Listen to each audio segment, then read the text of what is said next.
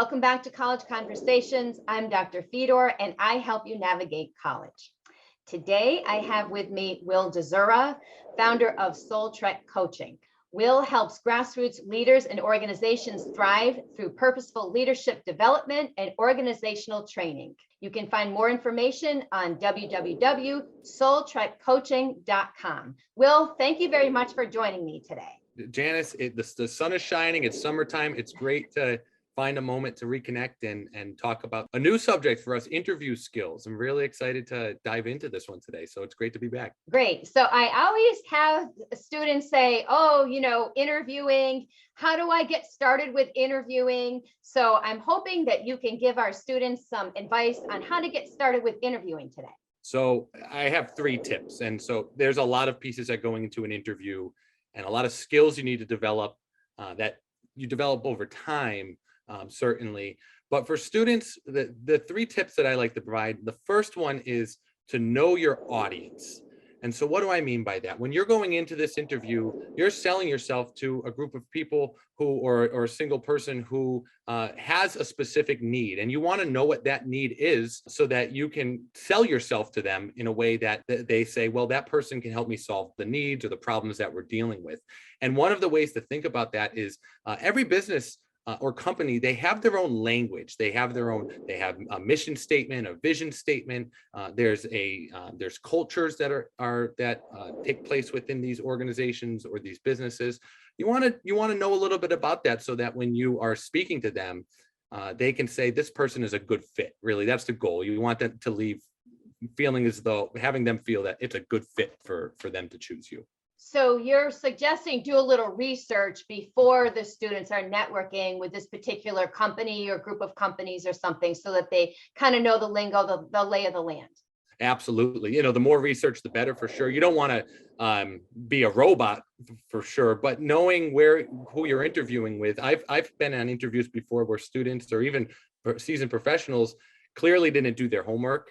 And that really puts you behind compared to those who do take the time to get to know you a little more personally. So I think that leads into our second tip from you, which is come prepared. Is that right? Were you a Boy Scout? Is it always be prepared? Always be prepared, and doing your research is the first step in that. So once you know who you're interviewing with and what the company's mission is and all of those pieces, you want to make sure that the basics are covered, that you have proper attire, that you're on time, that you've freshened up on some of the communication skills, the key buzzwords that you want to use, and you also, and this happens often, you want to come with questions. It's sometimes we think we have to be these perfect model professionals or candidates, but the reality is we're all people. And so coming with your honest questions or thoughts to that interview shows that you're genuinely thinking about this opportunity in a meaningful way. That says that this person might be pretty serious. Regarding questions, I always tell my students to do the research, go look at the company's website, at a minimum, look at the company's website, but then develop some questions to ask, and don't ask questions that can be easily answered by simply Googling their website. That's sort of like, the bare minimum. Ask questions that take it another step. Would you agree with that, Will? Yeah, so there would be a canned question, that really just, you don't want to waste their time with a question that it'd be very easy to find the answer yourself. Right. Because sometimes questions aren't just for you to sort of convey how serious you are, but they're also for you a chance to gain insight into, is this where I want to work? Right. And so if they answer a serious question poorly or give an answer that might make you think, well, maybe this company is not what they're presenting. Right. That's true. Some respects, interviewees don't understand that we're also interviewing to see, is this a place I want to work?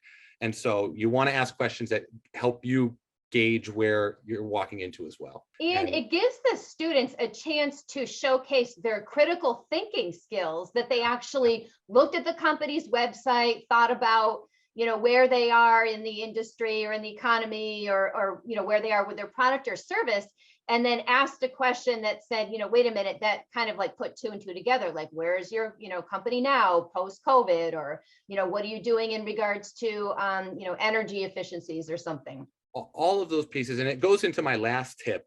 And the third tip is to listen and to be honest. And that sounds a little fluffy, but it's important, because if Right. you're genuinely listening to what the committee or person interviewing you is saying, you're going to start thinking about those things in a way that maybe you have a new question based on some of the things Right. that were put forward. And from a be honest perspective, this is very, very important, especially for students. It is not in the benefit of you, the student who wants a job, Right. or the person offering you a job or interviewing for you a job. It's not in anyone's interest to move forward if it's not a good fit. If you're not comfortable with the role, if you don't like the way that the interview took place, or it's just not interesting for you, if you're not Yeah, going to show up every day and be excited about your work, you exactly. want to be honest with yourself. So be patient with the interview process, and know that the right opportunity will find you, as long as you know who you're talking to, you come prepared, and you're honest with what your goals are and your objectives are.